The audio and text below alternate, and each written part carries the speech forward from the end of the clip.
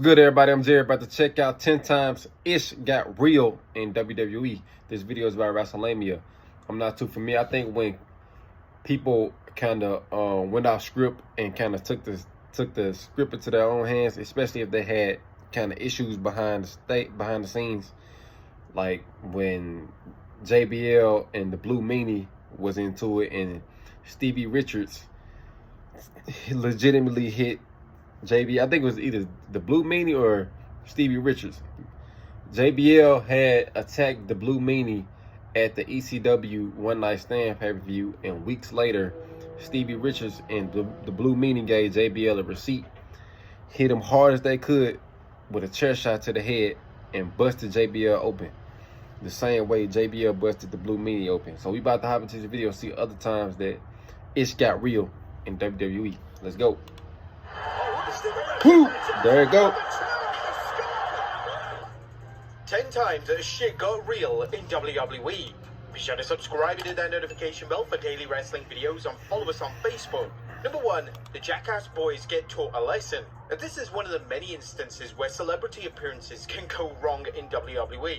Do you guys remember Jackass? This was that lovable MTV show where a bunch of, well, jackasses do extreme stuff for our amusement. Well, the Jackass crew came out to Raw to promote their upcoming movie, Jackass Number 2, and they were interrupted by the Samoan bulldozer, Umaga. Now, Steve-O didn't particularly take Umaga seriously from the beginning, which was the start of his downfall. Umaga came in, whooped some ass, and was supposed to leave, but the former WWE star noticed that Steve-O wasn't selling the beatdown. This is when Umaga went straight into shoot mode. Steve-O himself described this as the worst beatdown he's ever received, as Umaga killed him with a Samoan splash. Steve-O just didn't get the memo that he had to sell the beatdown.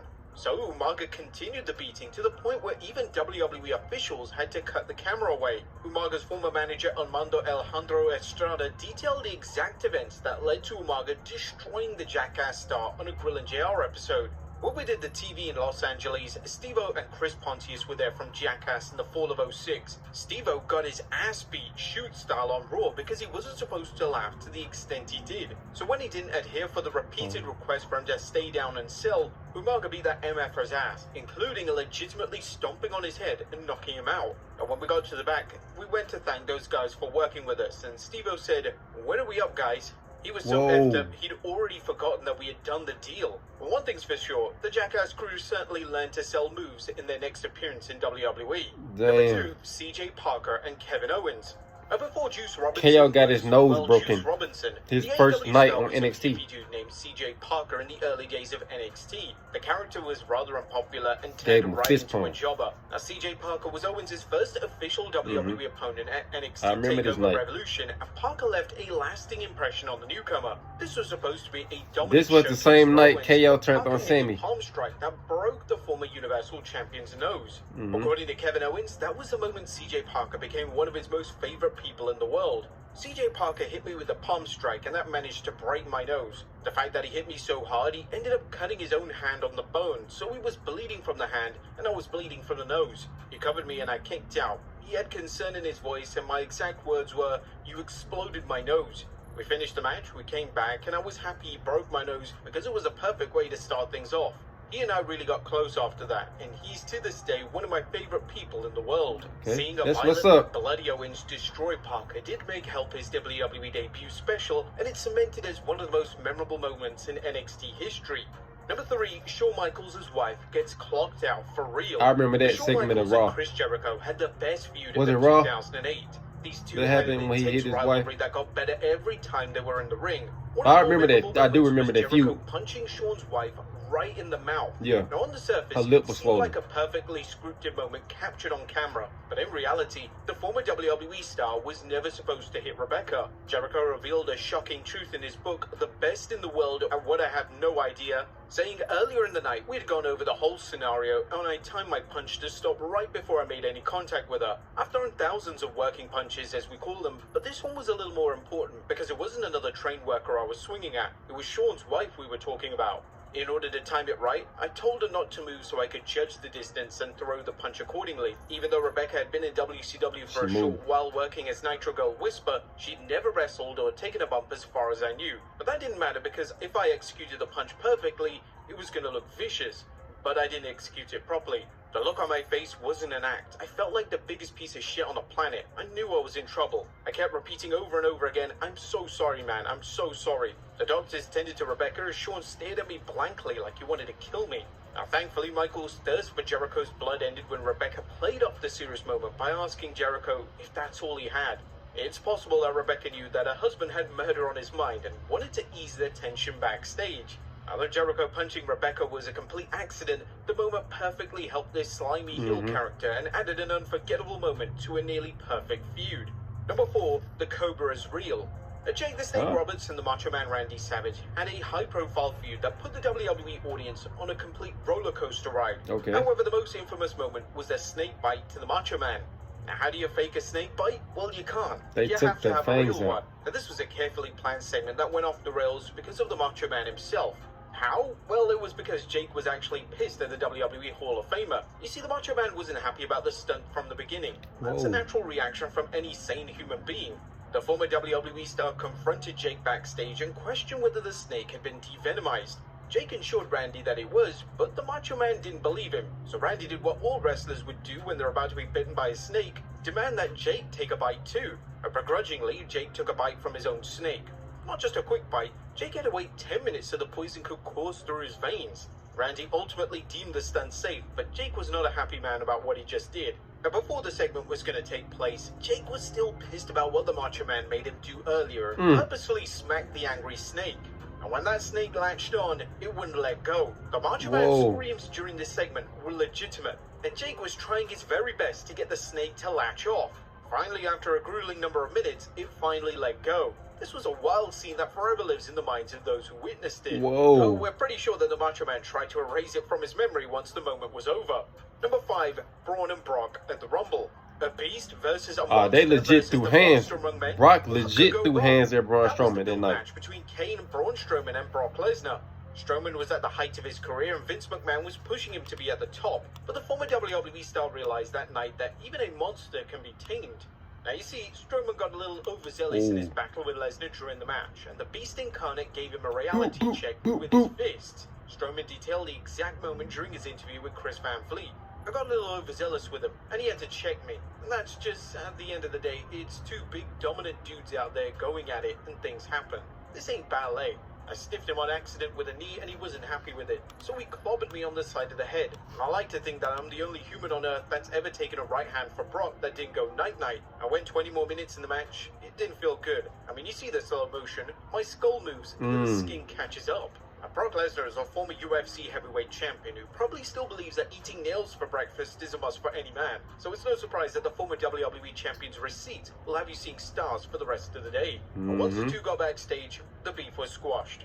Number 6, Kofi clocks The Miz. When was the this? former WWE champion Kofi Kingston was no stranger to the loudmouth of Cleveland, Ohio, but Kingston managed to shut him up for one night. The Miz and Kingston had a normal match on Monday Night Raw back in 2012 until Kofi gave him a surprise trouble that looked brutal. Unfortunately, Kofi misjudged the timing and space, but luckily for The Miz, he didn't get a concussion, but he had a nasty laceration that required a couple of stitches. Now, say what you want about The Miz, but the guy is one tough as hell. He got a concussion during his match against He don't even John Cena remember the at ending. WrestleMania 27 and still kept going. He even lost a tooth after AJ Styles backfisted him into Kingdom Come. But between these three incidents, that Trouble in Paradise was the hardest to watch. Number 7, Earthquake and Koji Katoa go at it.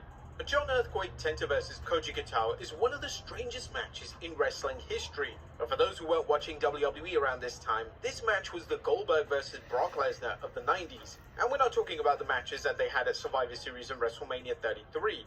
Now for some backstory, WWE held a joint pay-per-view with Super World of Sports called Wrestle Dream on April 1st, 1991. The card was a Worlds Collide event that saw Bret Hart battle George Takano and Hulk Hogan defended the WWE Championship against Yoshiaki Yatsu. Now honestly, the show was quite forgettable except for the Earthquake vs Koji showdown. What happened? Now both were decorated sumo stars and legitimate tough men, but Koji clearly had a chip on his shoulder with John Tenta. Even before the match had started, John Tenta was worried backstage that this would turn into a legitimate shoot fight. And John Tenter was right. Koji no-sold a test their strength sequence when he got back in the ring, and Earthquake got frustrated with him as the match went along. Both men just couldn't get into sync, and that was all because of Koji. The match consisted of them smacking each other's hand and pacing around the ring. Earthquake even shouted that this was pro wrestling at one point in the match. The bout ended when Koji opted to kick the referee, causing the disqualification. Koji stormed out of the ring, grabbed a mic, and shouted, "Wrestling is fake," before heading to the back. Now, Koji had a reputation for his unprofessional behavior, and just before his match with Earthquake, Koji was fired from New Japan Pro Wrestling and expelled from the sumo due to his poor behavior. Now, as you can imagine, everyone backstage was heated over Koji's stunt. They wanted to kick his Hulk ass. Hogan, Bret Hart, and Randy Savage were waiting in the locker room to kick his ass. But they never got a chance because Koji was flipping out on his wife Hachira Tanaka, who was the Super World of Sports manager. He was eventually fired for the Wrestle Dream incident, but Koji actually did return to WWE at WrestleMania 7, beating Demolition with Genichiro. He ultimately left professional wrestling to pursue a career in MMA, an actual shoot fight. Number 8, Ken Shamrock and Vader go stiff. Damn. Legitimately, Ken Shamrock is one of the toughest men on the planet. The UFC Hall of Famer beat some of the toughest fighters during the early days of UFC, so naturally, Shamrock is a fighter. That's what he knew growing up, and that's the same style he brought into the WWE. But Shamrock learned in his match against Vader that he isn't the only man on the planet that can hit hard.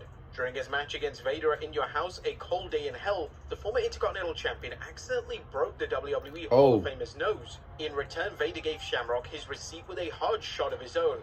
Everyone knows of the infamous chair shot that The Rock gave Shamrock. Well, during his interview with Chris Van Vliet, Shamrock explained that it reminded him of that very moment looking back. I'm a fighter, and I just tried to go in and do what I thought was normal. So normally, I'm used to just sparring, right? You spar, but you don't hurt guys, and that's kind of what I did with Vader. I guess I ended up breaking his nose. Didn't know it. And the funny thing is that Shamrock thought that Vader's hard shot was pretty freaking awesome. I found out later on that he gave me a receipt when he hit me hard. I went down real hard. That's like the chair shot where people look at it and go, "Oh, Vader really nailed it. He must have pissed Vader off." I'm thinking to myself, what? What are you talking about? And then I watched him and I was like, that's awesome. But there was never any bad blood over the incident. That's good, man. They was able to settle that out right there, right then and there. Find his way, and he complimented the former WWE star for his performance. Vader came up to me and says, "Bro, good job, man. Good job." He said, "I think you broke my nose." I was like, "Huh?" He goes, "When you threw the knee." I was like, "Oh, sorry." He goes, "Bro, don't worry about it, man. It was a good match." I was like, when I did it, I didn't feel that good about it. But then when I watched it, I was like, damn, that was good. That wasn't bad. And that was my actual very first one. Really going and working with someone like that. Number 9, WWE stars shoot against Daniel Puder. Chris Benoit, Eddie Guerrero, and somebody else.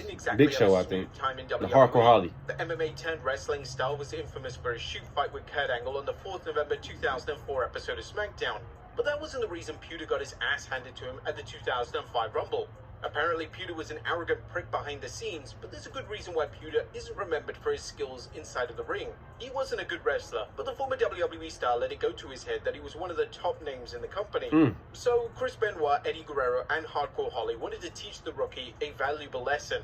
Puder was booked to be number 3 in the Rumble, but it wasn't because WWE wanted to spotlight their new star. It was because the veterans wanted to take Puder to Chop City. And they certainly did. They murdered the poor kid with chops before eliminating Puder from the Rumble. That was the last time he competed on the main roster. That's crazy. The former WWE star was sent to OVW because he was no Ken Shamrock. Puder was eventually released, and though he did wrestle for Ring of Honor and New Japan Pro Wrestling a bit, his career was never able to recover following that Royal Rumble match. Years after the hazing incident, Puder discussed that moment, and let's just say he didn't mince his words when he talked about Benoit, Guerrero, and Hardcore Holly. Speaking with Hannibal TV, they treated me like crap and very disrespectful. So I could have taken all 3 of them if I wanted to go smash them all. Hardcore Holly, he's tough. Yeah, but he's helped coach me back in the day. I asked him for help, support, and then he went and talked smack in his book to get better ratings and sell more books. So he's a profiteer. He doesn't care about people at this point from my perspective, and he's insignificant and rude. I don't think about him.